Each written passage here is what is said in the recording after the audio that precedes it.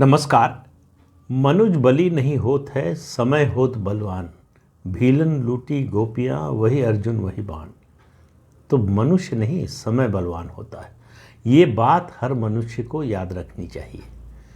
महाराष्ट्र और ख़ास तौर से मुंबई की बात करें तो ठाकरे परिवार की तूती बोलती थी। किसी की मजाल नहीं कि उनके खिलाफ कुछ एक्शन ले सके, कुछ कार्रवाई कर सके। किसी की मजाल नहीं किसी पुलिस स्टेशन में किसी अधिकारी की, किसी सरकार, किसी पार्टी की हो कि उनके खिलाफ कोई मुकदमा दर्ज हो सके। अब समय बदल गया है और समय जो बदला है उसकी मार ऐसी है कि ठाकरे परिवार अपने जीवन की सबसे बड़ी मुसीबत में फंस सकता है।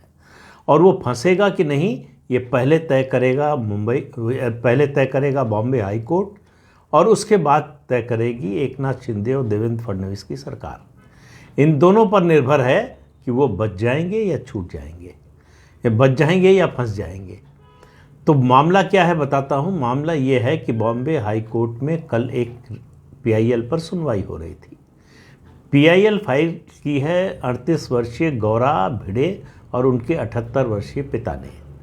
उन्होंने कहा कि ठाकरे परिवार के पास आय से अधिक संपत्ति है और उन्होंने ये संपत्ति जो है अर्जित की है उसका उदाहरण उन्होंने दिया है कि ये काला धन सफ़ेद करने का एक काम किया है और उसके आंकड़े दिए हैं।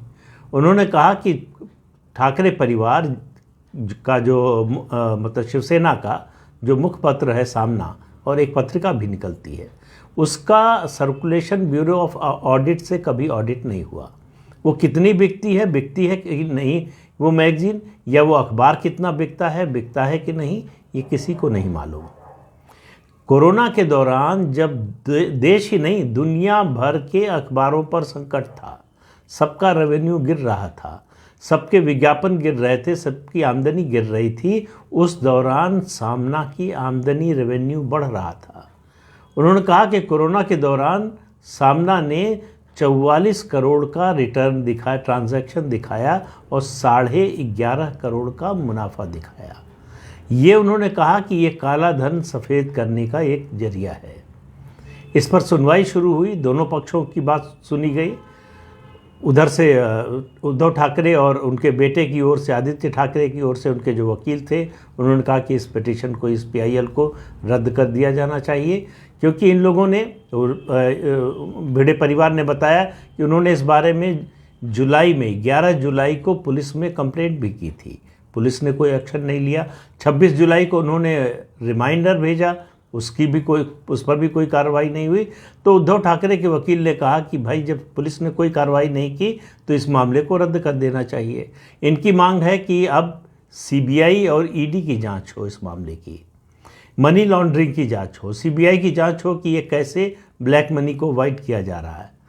तो वहाँ पर सरकार के वकील मौजूद थे। उन्होंने कहा कि महाराष्ट्र सरकार का जो EOW है यानी इकोनॉमिक ऑफेंसेस विंग है, उसने शुरुआती जांच शुरू कर दी है। अब उद्धव ठाकरे के वकील फंस गए।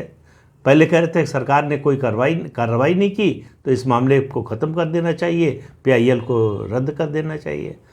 तब जो है, जब सरकारी वकील का ये बयान आया कि जांच शुरू हो चुकी है और प्रिलिमिनरी इंक्वायरी जो है वो लॉन्च हो चुकी है, तब उद्धव ठाकरे के वकील ने कहा कि भाई सरकार क्या करती है हमको इससे कोई मतलब नहीं, लेकिन ये अगर PIL ये एक्सेप्ट की गई या जांच के आदेश दिए गए तो जो लॉ का जो नेचुरल प्रोसेस है वो इसके खिलाफ होगा। लेकिन हाई कोर्ट ने इस पर कोई टिप्पणी तो नहीं की, जजमेंट रिजर्व कर लिया। दोनों पक्षों की बात सुन ली है, जजमेंट रिजर्व कर लिया है। अब जजमेंट में दो बातें होंगी, या तो PIL रद्द हो जाएगी, नामंजूर हो जाएगी, या फिर PIL के आधार पर जांच का आदेश हो जाएगा। तब भी ठाकरे परिवार फंसेगा। और मान लीजिए कि रद्द हो जाती है, नामंजूर हो जाती है,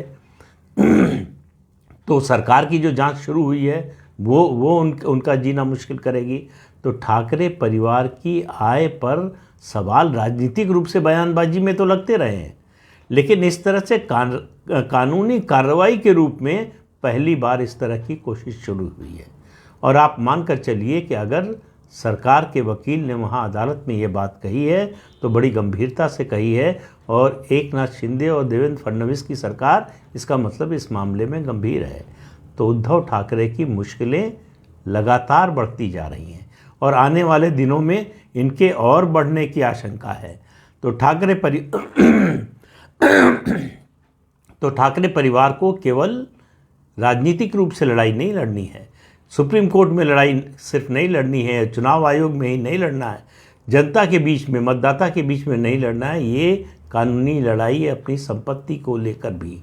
क्योंकि अगर संपत्ति की जांच शुरू हुई है तो बहुत से मामले खुलेंगे और सबको मालूम है कि ठाकरे परिवार की क्या स्थिति है मुंबई में, महाराष्ट्र में, उनकी संपत्ति के बारे में। क्योंकि इन लोगों ने, भिड़े परिवार ने जो आरोप लगाया, कहा कि इनकी बहुत सारी बेनामी संपत्तियां भी हैं। तो जांच होगी तो दूर तक लग जाएगी। तो इंतज़ार कीजिए कि हाई कोर्ट का फैसला क्या आता है। आज के लिए इतना ही, अगले अंक में फिर मिलेंगे, तब तक के लिए नमस्कार।